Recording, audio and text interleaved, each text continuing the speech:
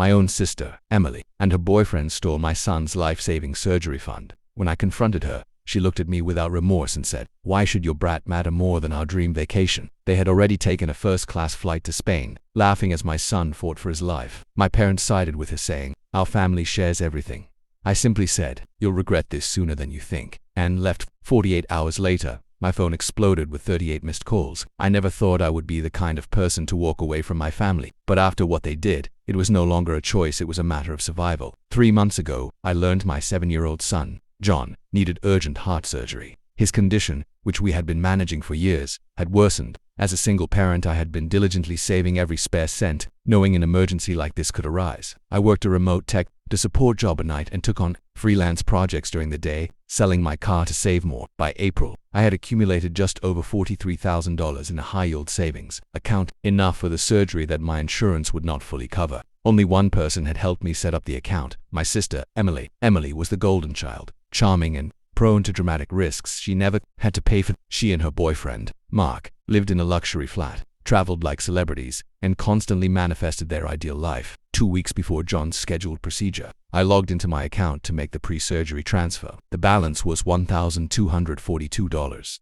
I refreshed the screen 5 times. The last transaction was a $42,890 wire transfer out of my account. I froze, my heart pounding so hard I could barely hear myself breathe. I called the bank, and they confirmed. The transfer had been made through my online account using my linked devices. I had not authorized it. That night I drove to Emily's flat. When I asked about the money, she didn't even try to deny it. She just shrugged, took a sip of her drink, and delivered her cold remark, "Why should your brat matter more than our dream trip?" There was no apology or shame, just a twisted sense of entitlement. I left shaking, not with tears, but with a cold, detached fury. I knew I couldn't beg them, couldn't make them understand, and couldn't make them care. The next morning, I called my parents. When I told them what Emily had done, my father's response stopped me cold. "You know, we share things in this family. Maybe if you had just let her in from the beginning." I hung up on him. They had taken my son's only chance at a normal life and used it for a vacation, and somehow, I was the one at fault. I did not have time to break down. I had only 48 hours to find a solution. That night, I swallowed my pride and reached out to David, an old friend from college. We had been best friends, but I had pushed him away after I got pregnant with John.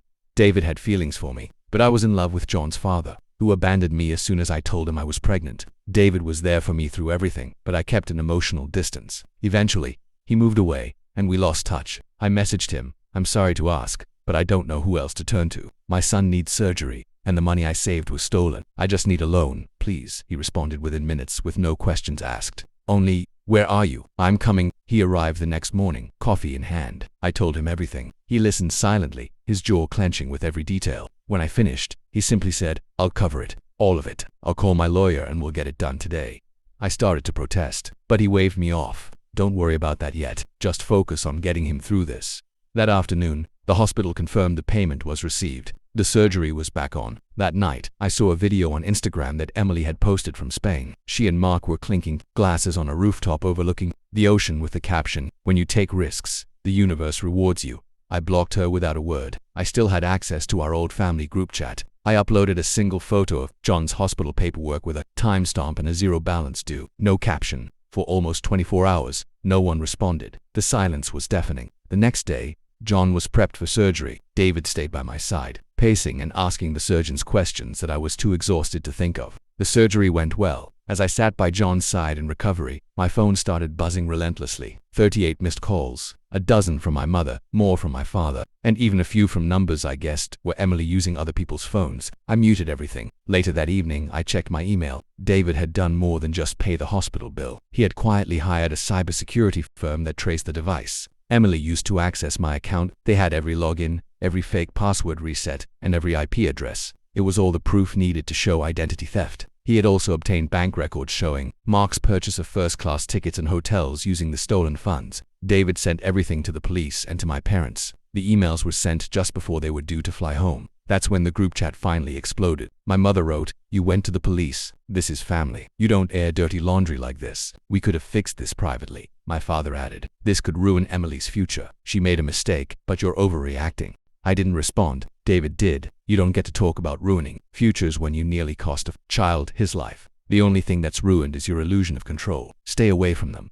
Then he blocked every single family number on my behalf. I sat there, holding John's hand, and realized how quiet the world had become. Not empty. 2 days after the surgery, John was stable enough to go home. David drove us back. As we pulled into the apartment complex, my parents were waiting. They didn't try to stop us. They just stood there as I carried John upstairs, and David followed with the discharge papers. A knock came at the door 20 minutes later. David answered. "We need to talk to her," my mother said in a low voice. Alone. I went to the door but didn't let them in. They launched into a desperate plea about how Emily was terrified and how jail would ruin her. Mark had already fled to avoid police questioning, and Emily was being contacted by investigators. They wanted me to drop the charges. I didn't yell or cry. I just looked past them down the hall. My mother finally whispered, "We raised you better than this," I replied softly. "No, you raised me to stay silent. That's over now." Then I shut the door. That night, Emily posted a video to her social media story, sobbing about cancel culture and how jealousy makes family do cruel things. It did not go as she expected. Old friends and influencers turned on her. Screenshots of her lavish trip were shared next to police documents, and a compilation of her out-of-touch comments went viral. The damage was done. Within 72 hours, she had wiped her social media. Mark's employer issued a statement disavowing him, and my parents' country club membership was quietly revoked. They did not call again. The noise faded. Life got quiet, and that quiet was the sound of peace. John recovered, and David stayed. We slowly reconnected, building a new, honest relationship. As for me, I kept every single receipt, screenshot, and message, because when people show you who they truly are, you must believe them. If they ever try to come back, I'll let the evidence knock on the door for me.